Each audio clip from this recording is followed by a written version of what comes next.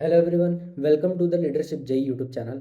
तो स्वागत है आप लोगों का एक नए लेक्चर में। सेंटर ऑफ मास का पार्ट 2 है ये। पार्ट 1 में हम लोग डिस्कस कर चुके हैं कि सेंटर ऑफ मास को पढ़ना क्यों ज़रूरी है, और हम लोग दो पॉइंट और हम लोग पॉइंट मास का कैसे centre of mass find out कर सकते हैं वो लोग हम लोग फाइंड आउट करना सीखे थे पिछले वाले क्लास में। ठीक है, और आज के क्लास में ज़्यादा बेसिक है बिल्कुल। हम लोग सेंटर ऑफ मास निकालना सीखेंगे पॉइंट मास सिस्टम का। तो 3-4 क्वेश्चन है वो डिस्कस करेंगे। पहले बेसिक क्वेश्चन से डिस्कस करते हैं, एक बार रिवीजन हो जाएगा। जैसे मान लीजिए ये अपने पास एक मास है m मान लेते हैं, और अपने पास मान लेते हैं एक और मास m जो है ये रखा हुआ है, मान लेते हैं इसका डिस्टेंस a है। ठीक है, अब इसका सेंटर ऑफ मास कैसे फाइंड आउट करते थे? तो हम लोग को पता है कि X U M is equal to m1 x1 plus m2 x2 and so on infinite तक, जितने भी मास रखे हुए mn xn upon m1 plus m2 and so on plus mn। क्या यही फॉर्मूला था? एक बार फॉर्मूला हम रिवाइज करा देते हैं, और हम उसके बाद बस केवल 3-4 क्वेश्चन हम लोग डिस्कस करेंगे। फिर उसके बाद यूनिफॉर्म मास सिस्टम का कैसे सेंटर ऑफ मास निकालना सीखते हैं वो हम लोग देखेंगे। और उसी के बाद से ये सेंटर ऑफ मास वाला पोर्शन उसका लेवल अप हो जाएगा, m1 y1 plus and so on, इसी तरीके से m1 mn yn, हाँ की ना, अपॉन m1 प्लस m2। बस एक बार रिवाइज करा रहे हैं, प्लस mn। क्या यही होता है? क्या जेड सी एम का भी सो ऑन इसी तरीके से हो जाएगा? हाँ की ना, हाँ सर। तो अगर इस क्वेश्चन पर्टिकुलर क्वेश्चन की अगर हम बात करें, क्या इसका सेंटर ऑफ मास निकालना अगर हम पता करें, तो हम आप लोग को पहले से बता के रखें कि अगर किसी भी डायग्राम में तुमको centre of mass find out करना है, तो सेंटर ऑफ मास तुमको पता करना है, तो सेंटर ऑफ मास कहाँ एग्जिस्ट कर रहा है, तो वो किसके बेसिस पे पता करोगे कि उसका ओरिजिन कहाँ है? तो सबसे पहले तुम लोग ओरिजिन लेट करना सीखो। जैसे हम क्या किए, एम मास, जो ये वाला मास रखा हुआ है, ये वाला मास, इस मास को हम लोग क्या किए, ओरिजिन डिटरमाइन कर लिए हैं। एक सेकेंड, हम इसको रेड वाले मार्कर से दिखा रहे हैं कि इस पॉइंट को हम लोग ओरिजिन डिसाइड कर लिए। उसी बेसिस पे ही तो बताएंगे कि कहाँ सेंटर ऑफ मास लाई कर रहा है।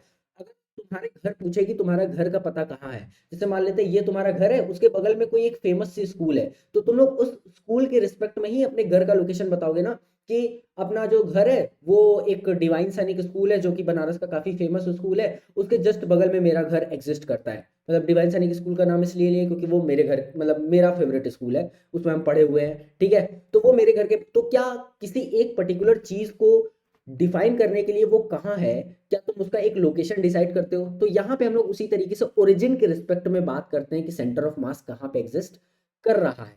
आ रही है बात समझ में? बिल्कुल सर। तो अब हम लोग सेंटर, पहले ओरिजिन डिसाइड कर लिए कि अपना ओरिजिन यहाँ पे है, तो अब इसका सेंटर ऑफ मास कहाँ लाई करेगा अब ये देखना है। तो आप ध्यान से देखिए, जो दोनों मास है क्या एक्स एक्सिस पे लाई कर रहा है, तो क्या हम लोग सीधे एक्स यू एम लगा सकते हैं क्या, m1 x1। अब कोऑर्डिनेट सबसे पहले, अब मास अगर ओरिजिन डिसाइड कर लिए तो क्या कोऑर्डिनेट भी डिटरमाइन करना होगा, ये 0,0 और ये a,0, a,0। तो क्या ये जो आएगा, क्या this will be x1 y1 and this will be x2 y2, हाँ की ना। अब बस फॉर्मूले में पुट करना है, तो m1 x1 प्लस, एक मिनट फॉर्मूला बार बार नहीं लिखेंगे। तो m1 is what m, x is what, यहाँ का x 0 है, प्लस दूसरा वाला मास m है, और उसका x कितना है भैया, a है, अपॉन m1 प्लस m2 यानी कि 2m, हाँ की ना। तो ये कितना हो जाएगा, ma/2m, या हम बोल सकते हैं a/2। क्या X U M will become a/2। और ये दोनों जो मास है, क्या ये वाई एक्सिस पे लाई कर रहा है क्या? नहीं। तो वाई एक्सिस पे क्या होगा, Y C M will become 0। तो क्या अपना centre of mass a,2 a/2 minus 0 पे लाई करेगा? क्या सेंटर ऑफ मास यहीं लाई करेगा, हाँ की ना। ये पहला क्वेश्चन था, बेसिक क्वेश्चन था। और पिछले वाले लेक्चर में हम लोग वो मास को शिफ्ट कराना, सेंटर ऑफ मास इतना शिफ्ट हो गया, तो अपना बताओ कि दूसरा मास कहाँ शिफ्ट करे, क्या ये वाली बात पिछले लेक्चर में हम लोग कर चुके हैं? जो नहीं देखा है जाके पिछले वाला लेक्चर देखो, प्लेलिस्ट बन गई है, और प्लेलिस्ट में ही सारे वीडियो बनते चले जाएंगे। उसी तरीके से पहले वाले प्लेलिस्ट बन के रखे हुए हैं। अच्छा सर, ये क्वेश्चन समझ में आ गया। अब थोड़े से और अच्छे क्वेश्चन पे समझते हैं। जैसे मान लेते हैं, अगला क्वेश्चन लेते हैं हम। जैसे मान लेते हैं कि 3 मास रखा हुआ है, दिस इज मास m। अब ये मास m की जगह तुम कुछ भी रख सकते हो, हम सिंपल सा मास m ले रहे हैं ताकि हमको क्वेश्चन एक्सप्लेन करने में। ये एक दूसरा मास रखा हुआ है, और ये तीसरा मास रखा हुआ है, हाँ की ना। ये 3 मास रखे हुए हैं, और ये तीनों मास इक्विलेटरल ट्रायंगल्स के कॉर्नर्स पे रखे गए हैं ऐसे। ये क्या है, इक्विलेटरल ट्रायंगल्स के कॉर्नर्स हैं, और इन पे ऐसे रखे गए हैं। और इस इक्विलेटरल ट्रायंगल का लेट से लेंथ मान लेते हैं, कितना ले लें, तो एक सेकेंड, इसका हम लोग लेंथ ले लेते हैं l। इसका लेंथ कितना ले लेते हैं, a ले लेते हैं। इसका लेंथ कितना ले लेते हैं, a। अब तुमको क्या पता करना है, इस मास सिस्टम का क्या ये 3 मास है, हाँ कि ना? ये तीनों पॉइंट मास है। तो ये जो तीनों पॉइंट मास मिलके क्या एक सिस्टम बना रहे हैं, हाँ कि ना? तो क्या इस सिस्टम का हम लोग को सेंटर ऑफ मास पता करना होगा, हाँ कि ना? हाँ सर पता करना होगा, बिल्कुल सर, क्यों नहीं पता करना होगा। तो अब हम लोग चलो सेंटर ऑफ मास इसका पता करते हैं कि कहाँ एग्जिस्ट करेगा इस पूरे सिस्टम का। तो हम बार बार बोल रहे हैं कि आपको ओरिजिन के रिस्पेक्ट में सेंटर ऑफ मास बताना है। तो देखो, सबसे जो इजी तरीका है कि आपके पास फॉर्मूला है, फॉर्मूले पे वैल्यू पुट करिए और उसके बाद m1 x1 पुट करते चले जाइए और आपका आंसर आ जाएगा। इसको आप क्या करिए, हम फॉर्मूले पे रख के नहीं दिखाएंगे, लेकिन हमको शॉर्ट ट्रिक दिखानी है। इसको m1 मान लीजिए, इसको m2 मान लीजिए और इसको m3 मान लीजिए और ओरिजिन डिसाइड कर लीजिए। चलो आ जाओ, हम ओरिजिन डिसाइड करते हैं। हम ओरिजिन डिसाइड करते हैं भैया, ये मेरी क्या है, ओरिजिन है, ये वाई एक्सिस है और ये अपनी एक्स एक्सिस है। कोई दिक्कत इसमें हो तो बोल लो, किसी को नहीं है? अच्छा वैसे बोल भी तो नहीं पाओगे तुम लोग, यही प्रॉब्लम है ना। चलो कोई नहीं, एक टाइम आएगा जब हम लोग ऑनलाइन ही एक दूसरे से बात कर रहे होंगे। चलो जल्दी जल्दी से चैनल सब्सक्राइब कर दो इसी बात पे। चलो आ जाओ, आगे बढ़ते हैं। इसको अब अपने को ओरिजिन जब डिसाइड किया, क्या ये वाला पॉइंट क्या 0,0 होगा, हाँ कि ना? और ये वाला पॉइंट क्या a,0 होगा, हाँ कि ना? और ये वाला पॉइंट क्या होगा सर, क्या ये वाला भी पॉइंट डिसाइड करना होगा? तो हम देखो ध्यान से लिख रहे हैं, क्या ये a/2 होगा एक्स एक्सिस पे? क्या ये एक्स एक्सिस पे तुम अगर इक्विलेटरल ट्रायंगल है तो क्या ये a/2 आएगा कि नहीं आएगा? थोड़ा सा सिमेट्री का डिफरेंस आ रहा है, वो मेरे रफ डायग्राम बनाने की वजह से वो देख लेना। क्या ये डिस्टेंस इज a/2? और क्या ये वाली डिस्टेंस पता करनी होगी जो अपनी y एक्सिस पे होगी? क्या ये a/2 कॉमा वाई दे देगा? अब वो कैसे पता करेंगे सर? क्या ये वाली डिस्टेंस a/2, क्या दिस इज a, क्या ये वाली डिस्टेंस पता कर सकते हो? अरे यार Pythagoras theorem, hypotenuse square plus perpendicular square plus base square. क्या ये 90 डिग्री है तो क्या सामने वाला हाइपोटेनियस क्या a square? Perpendicular is what, perpendicular ही तो पता करना है। Base is what, a/2। हम डायरेक्ट सॉल्व कर सकते थे, लेकिन हमें नहीं पता कि सामने वाला जो बच्चा देख रहा है वो कैसा है। तो ये क्या a square minus a² by 4 हो जाएगा। क्या परपेंडिकुलर विल बिकम, डायरेक्ट हम कर दें, अरे बोलो ना, क्या ये 4a² माइनस a² हो जाएगा अपॉन 4 हो जाएगा? तो क्या ये बचेगा 3? अरे यार 3 बचेगा, तो क्या हम डायरेक्ट लिख सकते हैं √3a/2, this is the perpendicular, हाँ कि ना? क्या यही परपेंडिकुलर आएगा, यानी कि a/2 कॉमा √3/2 कॉमा a, हाँ कि ना? क्या अब इसका सेंटर ऑफ मास अगर तुमको पता करना है तो क्या तुम XUM is equal to m1 x1 plus m2 x2 plus m3 x3 upon m1 plus m2 plus m3 लगा सकते हो? क्या ये फॉर्मूले पे वैल्यू पुट कर सकते हो? इसको x1 y1 बोल लो, इसको x2 y2 बोल लो, इसको x3 y3 बोल लो, हाँ कि ना? अरे यार तुमको तो आया ही नहीं, आ गया। क्या ये कोऑर्डिनेट डिटरमाइन हो गए? क्या m1 m2 m3 भी डिटरमाइन हो गया? एक सेकंड एक सेकंड, हम कोऑर्डिनेट थोड़ा सा अजीब लिख दिए हैं।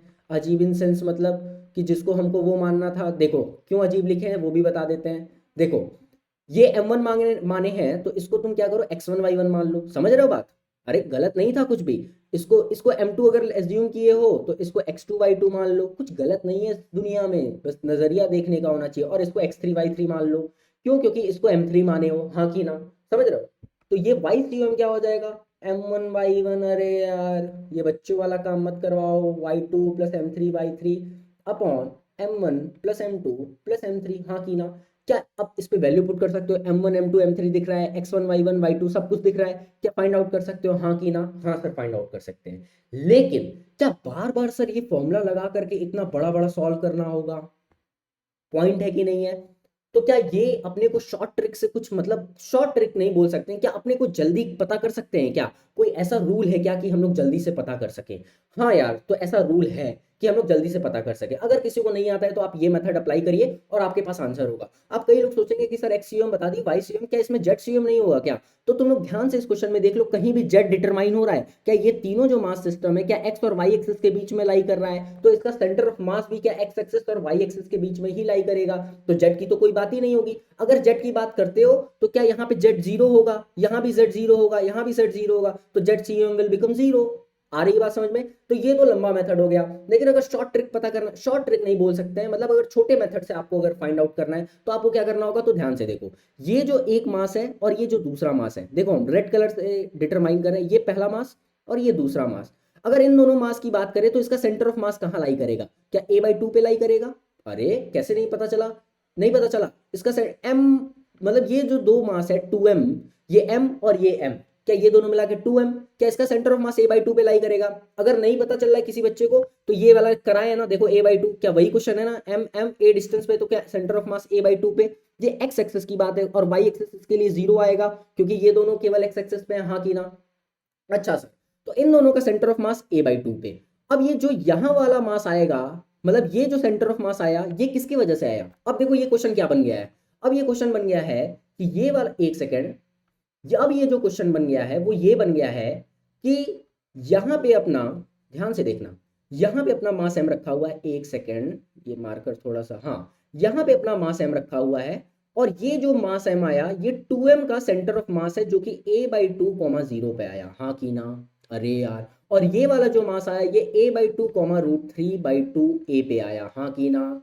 अब इसका सेंटर ऑफ मास कहाँ एग्जिस्ट करेगा? क्या इन दोनों के सेंटर में एग्जिस्ट करेगा? अरे यार, क्या आप इस दोनों के सेंटर में क्या सेंटर ऑफ मास होगा, क्या तुम लोग पता कर सकते हो यार? देखो, ये अगर जो इसका सेंटर ऑफ मास होगा क्या इसी लाइन पे एग्जिस्ट करेगा?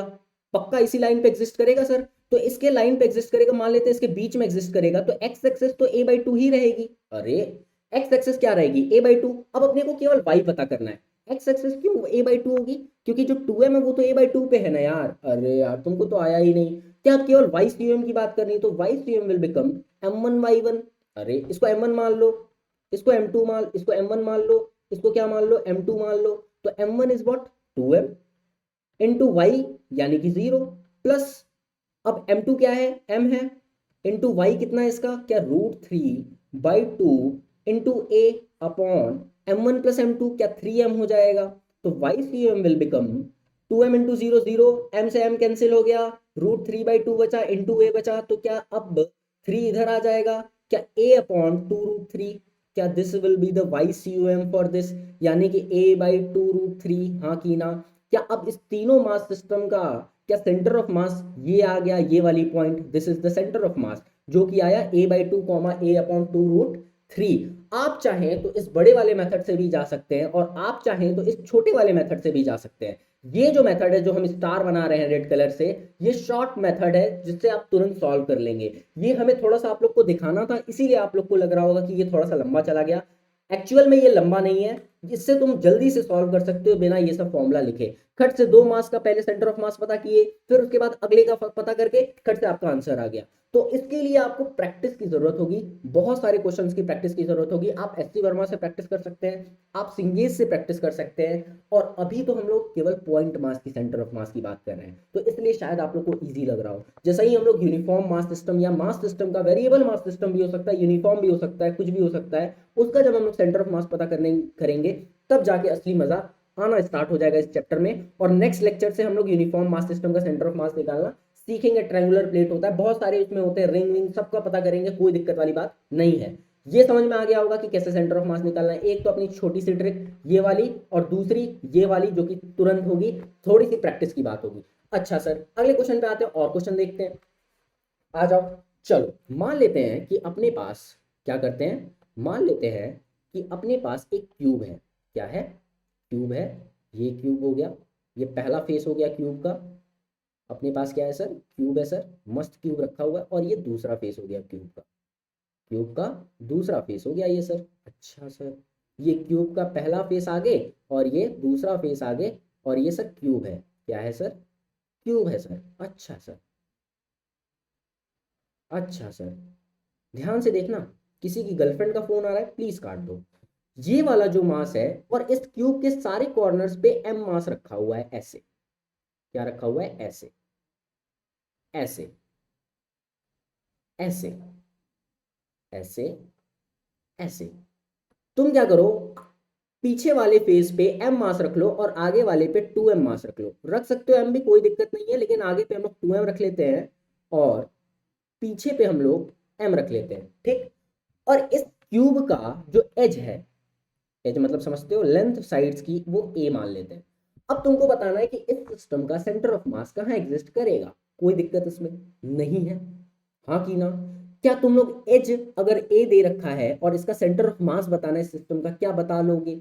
एक बार जैसे इस क्वेश्चन को हम लोग ट्राई किए, चाहो तो तुम ये एक्स करके पूरा मास m1 m2 m3 कितना, देखो 1 2 3 4 टोटल 8 मासेस हैं। क्या टोटल m1 से लेके m8 तक होगा फॉर्मूले में? और क्या x1 x2 x3 y3 क्या सब कुछ पता करके ये फॉर्मूला रख दोगे तो क्या आपने को सेंटर ऑफ मास मिल जाएगा। और क्या सेंटर ऑफ मास इसमें जेड एक्सिस पे भी आएगा, क्यों? क्योंकि ये क्यूब है, थ्री डी इमेज है, तो क्या इसमें जो सेंटर ऑफ मास है क्या जेड पे भी आ सकता है, हाँ कि ना? तो क्या इस क्वेश्चन को ट्राई करोगे एक बार? प्लीज एक बार पॉज करके इस क्वेश्चन को ट्राई करो, उसके बाद हम ये क्वेश्चन बताते हैं। एक बार जल्दी से ट्राई करो, चलो आ जाओ सॉल्व करते हैं। तो याद रखना हम शॉर्ट मेथड से ही बताएंगे, लंबा करोगे तो देख लो लंबे वाले पे भी चले जाते हैं, कोई दिक्कत वाली बात नहीं है। तो सबसे पहले हम क्या बताए थे, सबसे पहले तुम लोग ओरिजिन डिटरमाइन करो कि ओरिजिन कहाँ लेट करोगे। तो हम देखो ये, एक सेकेंड, ये अपनी अपनी क्या है, ओरिजिन है सर, ये वाई एक्सिस है, ये एक्स एक्सिस है, क्या ओरिजिन डिटरमाइन करने आता है ना यार? और ये अपनी जेड एक्सिस है, क्योंकि ये इमेज जो होगी क्या थ्री डी में होगी, हाँ की ना? ये तीन एक्सिस अपनी है, एक्स एक्सिस, वाई एक्सिस और जेड एक्सिस, हाँ की ना? अब क्या टोटल 8 मासेस हैं, क्या 8 मासेस के कोऑर्डिनेट्स लिखने हुए, ये हम बड़ा वाला मेथड कर रहे हैं, याद रखना।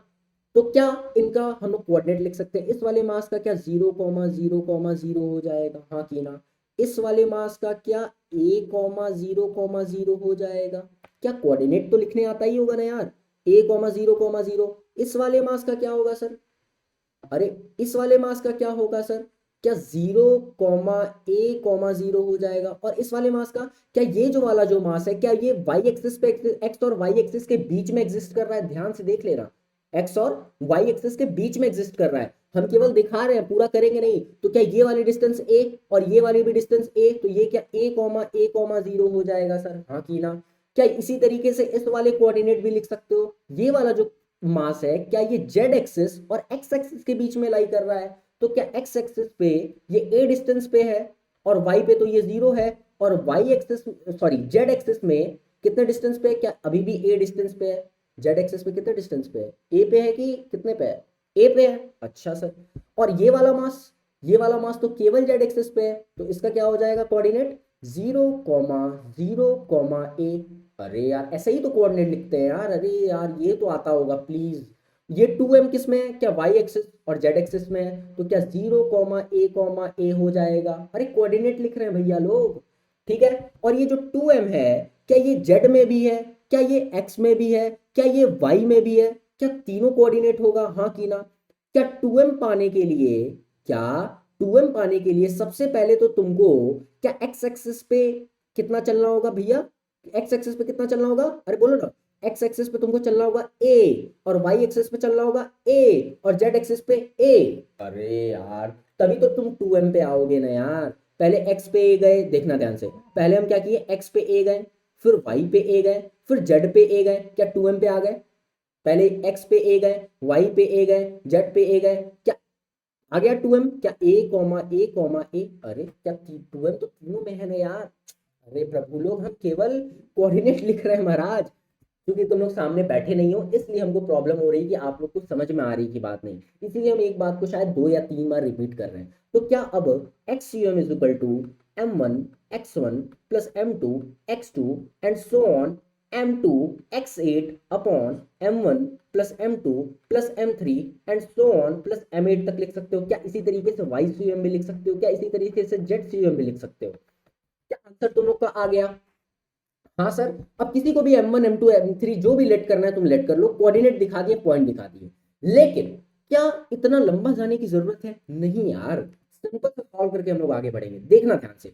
जो पीछे वाला फेस है ना उसमें 4 मास है और एक मास मास m का है, और इन सारे मासेस का देखना ध्यान से, XUM जो पड़ेगा वो a/2 पे होगा और YCUM जो होगा वो भी a/2 पे होगा। देखना ध्यान से कैसे हम बोल रहे हैं, देखना इस पूरे क्यूब का देखना ध्यान से, ये जो पीछे वाला मास है हम इधर भी बना देते हैं, देखना ये जो पीछे वाला फेस है, ध्यान से देखना, इस पे मास m यहाँ पे है, मास m यहाँ पे है, मास m यहाँ पे है और m यहाँ पे है। सिंपल सा तुमको एक स्क्वायर का सेंटर ऑफ मास पता करना है, तो जाहिर सी बात है यहाँ पे होगा, क्योंकि स्क्वायर है तो सारे फेसेस का एजेस इक्वल है, तो क्या सेंटर ऑफ मास यहीं पे तो एग्जिस्ट करेगा, क्या यहाँ पे एग्जिस्ट करेगा, पीछे वाले फेस का यहाँ एग्जिस्ट करेगा। तो क्या m m m m ये 0,0 है, ये इसका ये लेंथ a है, अब कोऑर्डिनेट अपने आप से डिटरमाइन कर लो, तो क्या इसका सेंटर ऑफ मास ये वाली डिस्टेंस क्या a/2 होगी, और y एक्सिस पे भी ये वाली डिस्टेंस क्या a/2 होगी। क्या इस वाले का जो फेस है सेंटर ऑफ मास का वो a/2 आ गया x एक्सिस पे, और y एक्सिस पे भी a/2 आ गया, हाँ की ना? ये पीछे वाले का। अब आगे वाले की बात करते हैं, तो आगे वाला जो है यहाँ पे देखना, आगे वाला क्या यहाँ पे 2m, क्या यहाँ पे भी 2m, क्या यहाँ पे भी 2m, और क्या यहाँ पे भी 2m। इसका भी जो सेंटर ऑफ मास होगा, एक्स एक्सिस और वाई एक्सिस की केवल बात कर रहे हैं, क्या अभी भी यहाँ पे होगा सर? मतलब इसका यहाँ पे, तो इसके जस्ट सामने इसके वाले का मतलब फ्रंट वाले फेस का भी centre of mass x axis और जेड वाई एक्सिस की बात कर रहे हैं, अभी केवल जेड एक्सिस की बात नहीं की है। क्या सेंटर ऑफ मास यहीं पे एग्जिस्ट करेगा? क्या ये भी a/2/a/2 होगा? अरे यार, आगे वाले फेस का a/2, ध्यान से देखो ना, ये जो पॉइंट आ रहा है, क्या ये वाला पॉइंट एक्स एक्सिस पे भी आ रहा है? क्योंकि पहले एक्स एक्सिस पे गए, फिर उसके बाद क्या ये वाई एक्सिस पे भी आ रहा है, तभी तो यहाँ पे आए। अब जेड एक्सिस का पता करना बाकी है सर, जेड एक्सिस का पता करना बाकी है, जेड एक्सिस का भी पता नहीं किए हैं। लेकिन जो पीछे वाला फेस है उसमें जेड एक्सिस नहीं आएगा, लेकिन आगे वाले फेस में जेड एक्सिस आएगा। तो इन दोनों को मिला के अब हम लोग क्या करेंगे, सेंटर ऑफ मास कंबाइन करके फाइंड आउट करेंगे। तो ये जो पीछे वाला फेस है इसका सेंटर ऑफ मास ये है, और जो आगे वाला फेस है उसका सेंटर ऑफ मास ये है। तो क्या जो पीछे वाला फेस है उसमें क्या 4m मास एक्यूमुलेट है? क्योंकि जो पीछे वाला फेस है उसमें 4 मासेस है ना, और each masses are of mass m, तो क्या टोटल 4m हो गया। और आगे वाले फेस में क्या टोटल 4 मास है और एक का मास 2m है, तो क्या 8m हो गया। अरे यार, तुमको तो आया ही नहीं, अरे तुमको तो आया ही नहीं भैया। क्या पीछे वाले का 4m, क्या आगे वाले का 8m, और क्या अब इसका सेंटर ऑफ मास पता कर लो तुम लोग, तो क्या जेड एक्सिस पे क्या सेंटर ऑफ मास पता चल जाएगा। क्योंकि जो एक्स एक्सिस और वाई एक्सिस की बात है वो तो अपने को पता ही है सर, और वो कितनी है, वो तो a/2/a/2 है, z x x x c m b और वाई सी एम बी। अब अपने को बस जेड एक्सिस वाला पता करना है सर। इसको क्या करो, तुम ओरिजिन डिटरमाइन कर लो। क्या डिटरमाइन कर लो? एक को ओरिजिन डिटरमाइन कर लो। तुमको पता है कि इसकी डिस्टेंस कितनी है इन दोनों के बीच की, a है। 4m और 8m के बीच की डिस्टेंस कितनी है, a है। क्यों? क्योंकि ये जो फेस है ये पीछे वाला फेस है, और ये जो फेस है ये आगे वाला फेस है। तो ये तो क्यूब है ना यार, तो ये वाली डिस्टेंस तो a ही हुई ना। अरे थोड़ा 3D में इमेजिन करो ना भैया। तो इसको 0,0 लेट कर लो, और इसको कितना लेट कर लो, एक, ये कितना हो जाएगा, a,0 हो जाएगा। और खट से सिंपल सा फॉर्मूला लगा दो, तो मास m is 8m into a, या इसको लेट लेट कर, चलो कोई नहीं, plus 4m into 0 upon 8m plus 4m, 8m plus 4m। अब इसको सॉल्व करेंगे तो 8m इंटू a आ जाएगा, तो ये m से m कैंसिल हो जाएगा भैया, कॉमन लेके काट देंगे, तो this will become 8a upon 12। पक्की बात। तो इसको हम लोग क्या लिखेंगे, 2/3a। क्या ये क्या क्या आ गया, जेड आ गया। तो क्या दिस विल बिकम जेड, क्योंकि इन दोनों का सेंटर ऑफ मास क्या यहाँ एग्जिस्ट करेगा। तो क्या x will become a/2, y will become a/2, and z will become 2a/3। अरे यार, क्या इसमें कोई कंफ्यूजन है क्या? सिंपल सी बात ये है कि अगर कोई क्यूब है, जैसे मान लेते हैं अपने पास कोई ढक्कन नहीं है वैसे यहाँ पे आसपास, एक सेकंड, कोई क्यूब, मोबाइल को ही एग्जांपल मान लेते हैं, लेट करते हैं, ठीक है। अगर ये क्यूब मान लेते हैं इसको, ठीक है, क्योंकि अपने पास कोई है नहीं आसपास, कोई सी ऐसी चीज नहीं दिख रही है, इसी को मान लेते हैं क्यूब है। तो इसका ये वाला पॉइंट एक है, एक ये पॉइंट है, एक ये पॉइंट है, एक ये पॉइंट है। इसकी थोड़ी विड्थ पतली है, तो नीचे भी मान लेना है कि यहाँ पे पॉइंट है, यहाँ पे पॉइंट है, यहाँ पे और यहाँ पे एक पॉइंट है, ठीक है। तो इसका जो सेंटर ऑफ मास होगा ना, कहीं बीच में लाई करेगा। वो बीच इस वाले क्यूब को अगर देखें तो उसका बीच ये है। 3D में थोड़ा सा इमेजिन करना यार। तो जब इस फॉर्मूले से फाइंड आउट करोगे तो तुम जाके इसी पॉइंट पे आ जाओगे, जो कि इस पूरे मास सिस्टम का सेंटर ऑफ मास यहाँ एग्जिस्ट कर रहा होगा। लेकिन अगर तुम डायरेक्ट रूल से जाओ तो ये वाला जो पॉइंट है, अगर ये वाला तुमको पॉइंट पकड़ना है तो तुमको पहले एक्स एक्सिस पे a/2 आना होगा, फिर उसके बाद तो एक्स एक्सिस पे a/2 आ गए, फिर वाई एक्सिस पे a/2 जाओ, फिर उसके बाद जेड एक्सिस पे 2a/3 आ जाओ, तो तुमको ये वाली पॉइंट मिल जाएगी। आ रही है बात समझ में? और कैसे पता किए, क्या शॉर्ट ट्रिक, तुरंत खट से पता कर लोगे, this is the short trick. कि खट से पहले क्या किए, पीछे वाले का सेंटर ऑफ मास पता किए, फिर आगे वाले का, फिर उन दोनों के मिला के जो है सेंटर ऑफ मास पता कर लिए। तो पीछे वाले का 4m, आगे वाले का 8m, इन दोनों के बीच की डिस्टेंस a, फिर से यहाँ पे ओरिजिन डिटरमाइन किए 0,0 a,0, और खट से जेड सी हम लोग पता कर लिए। हाँ की ना? क्या x will become a/2, y will become a/2, z will become 2a/3। क्या अब ये चीज तुम लोग इस फॉर्मूले से भी पता कर सकते हो? अगर जिसको नहीं समझ में आ रहा है ये इससे पता कर ले। आ रही है बात समझ में? एक बार जल्दी से इसको नोट डाउन कर लो, फिर हम लोग आगे अगले क्वेश्चन पे पढ़ते हैं और अच्छे से समझते हैं। एक क्वेश्चन और देखेंगे इस पे, जल्दी से नोट कर लो। चलो आ जाओ अब आगे देखते हैं। तो इसी तरीके से 3D में क्वेश्चन पूछ ले, 2D में क्वेश्चन पूछ ले, यार तुमको सेंटर ऑफ मास निकालने आना चाहिए। तो जितना ज़्यादा क्वेश्चन की प्रैक्टिस करोगे उतना ज़्यादा फ्रीक्वेंट हो पाओगे इस चीज़ पे। तो हम कहेंगे कि इस वाले मेथड से बचने के बजाय इस शॉर्ट ट्रिक के मेथड्स को ज़्यादा अपनाने की कोशिश करो। उसका रीज़न ये है, आ जाओ अगले क्वेश्चन में तुमको बताते हैं उसका रीज़न क्या है। जैसे मान लेते हैं अपने पास एक स्क्वायर पिरामिड है, तो कई सारे क्वेश्चन तुम लोग प्रैक्टिस कर सकते हो, बुक में मिल जाएंगे। एक क्या है अपने पास, मान लेते हैं ये स्क्वायर पिरामिड है, ये अपने पास क्या है, स्क्वायर पिरामिड मस्त ऐसे रखा हुआ है अपने पास, ठीक है। ये अपना स्क्वायर पिरामिड है, एक सेकेंड, ये स्क्वायर पिरामिड अपना, ये एक सेकेंड, ये अपना क्या है, स्क्वायर पिरामिड है। और ये अपना मस्त, इसकी हाइट जो है, दिस हाइट इज, एक सेकेंड बचा के बनाना होगा, ये हाइट जो है अपना ए है। इसकी लेंथ कितनी, हाइट की ए है, इस हाइट की लेंथ ए है। और ये स्क्वायर पिरामिड है, इसके एजेस कितने, ए है, ठीक है। इसमें कोई दिक्कत वाली बात नहीं होगी शायद। और अपना ये स्क्वायर पिरामिड है, तो अभी पूरा फिगर तो बना ले। ये पॉइंट हो गया, ये पॉइंट हो गया, ओ वाह कितना मस्त फिगर बन रहा है, ये पॉइंट हो गया और ये पॉइंट हो गया, हाँ की ना। ये अपनी मस्त स्क्वायर पिरामिड है, हाँ की ना, हाँ सर स्क्वायर पिरामिड है, कोई दिक्कत वाली बात नहीं है, कोई शक वाली बात नहीं है सर। अच्छा, ये अपना स्क्वायर पिरामिड है, अच्छा, ये अपना स्क्वायर पिरामिड है, अच्छा, स्क्वायर पिरामिड है सर। और यहाँ पे मास एम रखा हुआ है, एक सेकेंड, मार्कर दूसरा लेना पड़ेगा। यहाँ पे मास एम रखा हुआ है, यहाँ भी मास एम रखा हुआ है, यहाँ भी मास एम रखा हुआ है, और यहाँ भी मास एम रखा हुआ है, और यहाँ भी मास एम रखा हुआ है सर। अच्छा सर, अब आपको क्या करना है, सेंटर ऑफ मास इसका बताना है कि इसका सेंटर ऑफ मास क्या होगा। तो सिंपल सा पहले बात तो अपने पास फॉर्मूला है कि ये एक्स वाई जेड लगाएं और अपने पास centre of mass find out हो गया। तो इसके लिए अपने को M1 M2 M3 M4 जितने भी मासेस हैं, यहाँ पे टोटल 4 एक 5 मासेस हैं। तो इसका अपने को क्या चाहिए, पॉइंट चाहिए कि ये कोऑर्डिनेट चाहिए, और दूसरी बात इसकी मासेस चाहिए। तो मासेस तो दिया है, अब कोऑर्डिनेट इसके साइड्स दिए हैं, तो अब सबसे पहले ओरिजिन डिसाइड कर लो। चलो आ जाओ ओरिजिन भी डिसाइड करके दिखा देते हैं। तो हम तुमको बोलेंगे, इसमें पर्सनल एडवाइस ये है कि आप ओरिजिन यहां से लेट करेंगे, एज्यूम करेंगे ओरिजिन। चाहे तो आप कहीं से भी एज्यूम कर सकते हैं, लेकिन यहां थोड़ा सा इजी पड़ेगा।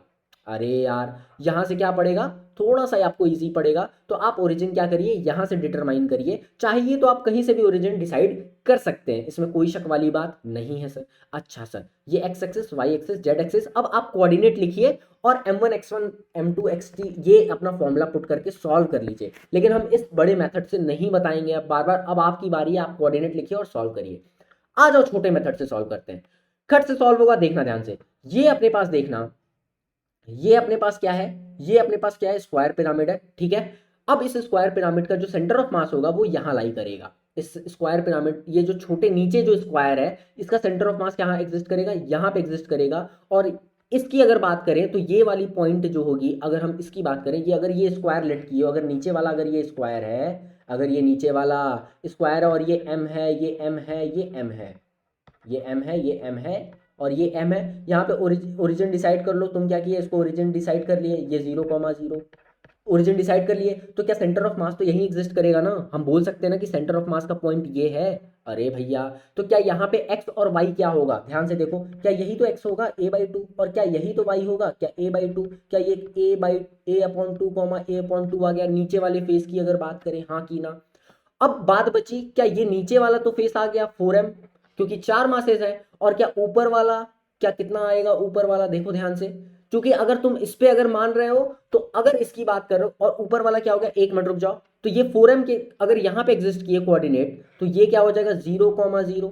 और m की बात करो तो ये लेंथ इसका a है, तो इसका क्या हो जाएगा, x एक्सिस पे तो 0 होगा, तो ये क्या 0,a हो जाएगा, हाँ की ना। अब इसका सेंटर ऑफ मास निकालोगे, क्या ये a/5 पे आएगा। तो क्या इस इन दोनों के बीच का जो सेंटर ऑफ मास होगा, क्या YCM विल बिकम a/5।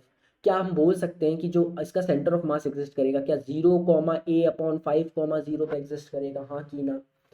पक्की बात, क्या ओरिजिन जिस हिसाब से डिसाइड किया क्या उसी हिसाब से होगा ना यार। हम यहाँ पे तो स्क्वायर पिरामिड का केवल निकाल, सॉरी स्क्वायर का निकाल के दिखाए हैं, तो इसका सेंटर ऑफ मास यहाँ पे आया है। लेकिन इस वाले क्वेश्चन में अगर हम ओरिजिन इस हिसाब से माने हैं, अगर हम इसको 0,0 माने हैं, तो क्या इसका सेंटर ऑफ मास नीचे वाले फेस का क्या 0,0 पे होगा, हाँ की ना। और ऊपर वाले का मास m है, तो इसका लेंथ क्या a डिस्टेंस है, तो क्या 0,a होगी, हाँ की ना। क्या इसका a/5 पे सेंटर ऑफ मास आ जाएगा, a/5 कैसे निकालें सर, तो y/m is equal to m1y1, तो m is m and y1 is a plus m2y2 यानी कि 4m into 0। Upon m1 plus m2 यानी कि m प्लस 4m। क्या m से m कैंसिल हो जाएगा, क्या दिस विल बिकम a/5। अरे यार क्या YCM यही तो आएगा। तो बस केवल दिमाग की बात है कि आप लोग किसी भी क्वेश्चन को कैसे सोच सकते हैं। तो इसके लिए आपको मेहनत करनी पड़ेगी, ज़्यादा से ज़्यादा प्रैक्टिस करनी पड़ेगी, और ये सब क्वेश्चन आप लोग हवा में उड़ा देंगे। तो जितनी ज़्यादा प्रैक्टिस करेंगे उतने आसानी से आप क्वेश्चन सॉल्व कर पाएंगे। तो हम उम्मीद करते हैं कि आप इस बड़े वाले मेथड से न जाके इस छोटे वाले मेथड को अपनाइए। केवल दिमाग लगाने वाली बात है। अगर कोई बड़ा 3D सिस्टम अगर दे रखा है, जैसे यहाँ पे देखिए क्यूब 3D है, ये स्क्वायर पिरामिड 3D है, तो आप क्या करिए, पहले उस बड़े से फिगर को आप पहले 2D इमेजेस में बना बना के उसका centre of mass find out करिए, 2D इमेजेस का, और उसके बाद उसको कंबाइन करके दोनों को मिला के जो 2D जो भी इमेज बनाए उन दोनों को कंबाइन करके उसका सेंटर ऑफ मास निकाल लीजिए। आ रही है बात समझ में। इस क्वेश्चन में भी हम यही किए हैं और इस क्वेश्चन में भी हम लोग यही किए हैं। This is all about the centre of mass of the point system. अब अगले लेक्चर में हम लोग डिस्कस करेंगे कि कैसे हम लोग यूनिफॉर्म मास सिस्टम का centre of mass find out करते हैं। तो ये अपना पॉइंट मास सिस्टम का है जिसपे क्वेश्चन पूछता है जेईई मेंस में। ठीक है, जेईई मेंस में काफी क्वेश्चन आ चुके हैं इस टॉपिक पे। तो अब हम लोग नेक्स्ट लेक्चर में पढ़ेंगे। तब तक के लिए चैनल सब्सक्राइब करना, अपने दोस्तों को भी शेयर करो जो कि जेईई मेंस या जेईई एडवांस या नीट की प्रिपरेशन कर रहे हैं, इनफैक्ट बोर्ड की भी प्रिपरेशन अगर कर रहे हैं तो उनको ये चैनल सब्सक्राइब करवा सकते हो, उनको शेयर कर सकते हो। और हम लोग मिलेंगे नेक्स्ट लेक्चर में। तब तक के लिए पढ़ते रहिए, और अगले लेक्चर में और मजा आना स्टार्ट हो जाएगा जब हम लोग यूनिफॉर्म मास सिस्टम की बात करेंगे। तब तक के लिए ध्यान रखिएगा अपना। Okay bye. ठीक है।